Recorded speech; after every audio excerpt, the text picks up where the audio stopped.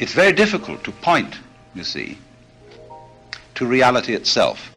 When you try to get a dog to go and look at something by pointing at it, the dog will come to your finger and will not understand the meaning of pointing. So it is with humans. And if we consider that various kinds of religion, the teachings of religion, the rites or the sacraments of religion, are fingers pointing, human beings all too readily suck those fingers for comfort instead of following or looking in the direction of the pointing. So such strange answers as 3 pounds of flax or whatever it may be try to jolt us out of our excessive thinking.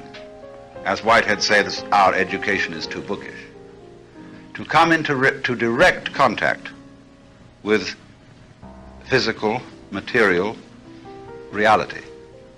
But of course, when I say these words, physical and material, they are abstract.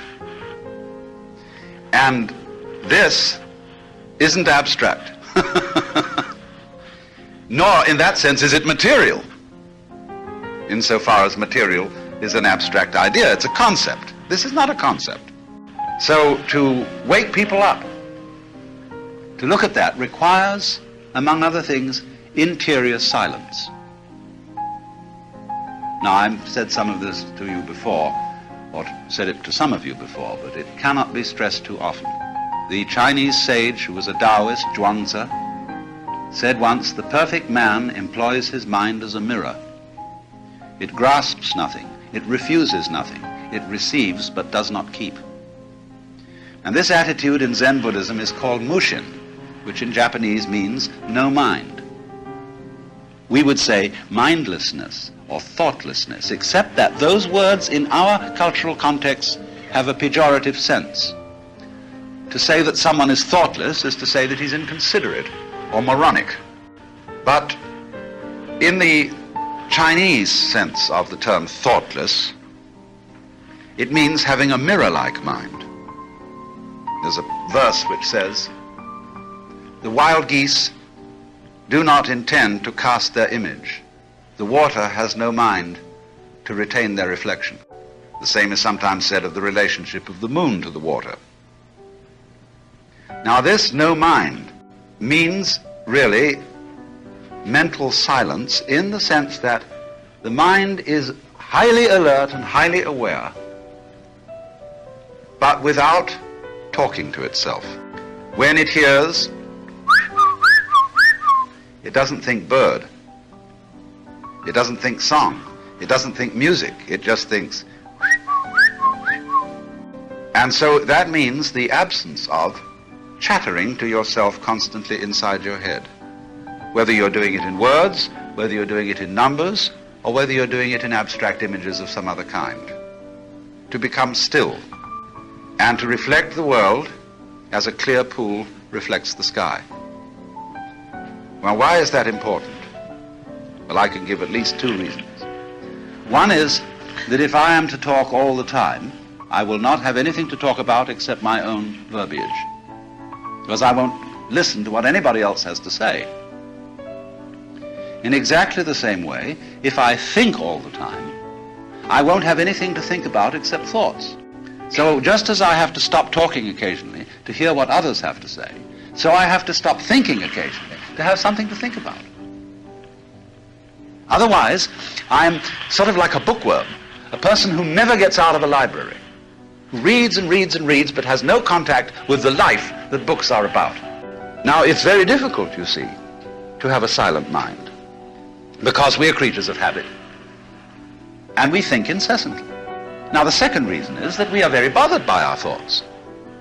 One reason why Americans in particular don't like to be alone, even if they are alone, they turn on the radio or the television or read a magazine, is that they're disturbed by their thoughts. I'm left alone with my thoughts, and I start worrying. Why? Because you live according to a world of conceptions. For example, let's say, what do we worry about? We worry about the future, or we regret things we've done in the past. But the future is not here, and the past has disappeared.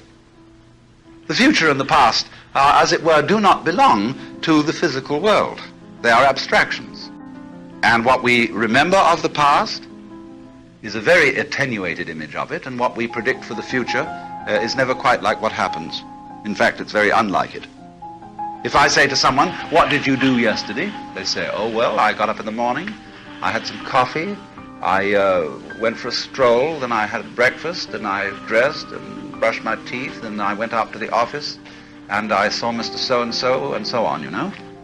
But this is, you see, you're thinking of your past day in terms of abstractions, which are, have none of, they're like the bones of events and have none of the flesh on them.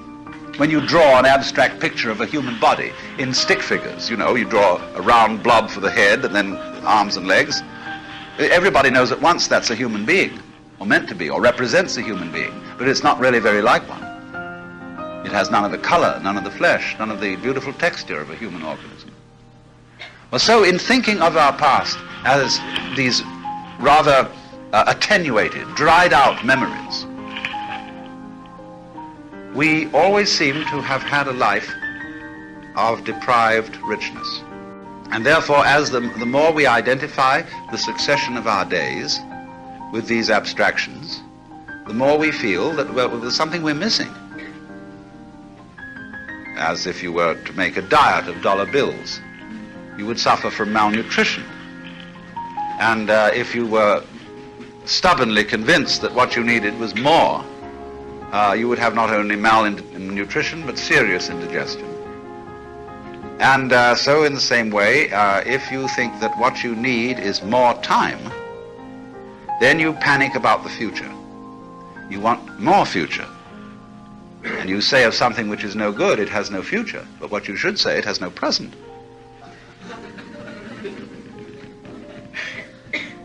Because when you see you have a silent mind, you're not thinking about the future. You're not thinking about the past. You are experiencing the present in a very complete way. You're not stopping to analyze each detail. You couldn't possibly ever do that. But you're getting all the details without focusing on certain details which exclude your apprehension of the whole. And so you're beginning to live a rich life and a real life that is completely here and now. Now, neither Whitehead, certainly, nor I am taking in this an anti-intellectual position. We are saying that if you do not know completely how to live in the present, you have no use for plans for the future, because you will never be able to enjoy those plans when they mature, because you won't be there. You'll be thinking about some other future. But what's the point? And in the same way, there is no purpose in the intellectual life unless you are fully aware of that which the intellectual life is about. That is to say, present, vivid, real life. The intellectual life is a commentary on that, is a way of measuring it. And as all measurements are useful for prediction and for control, that's fine.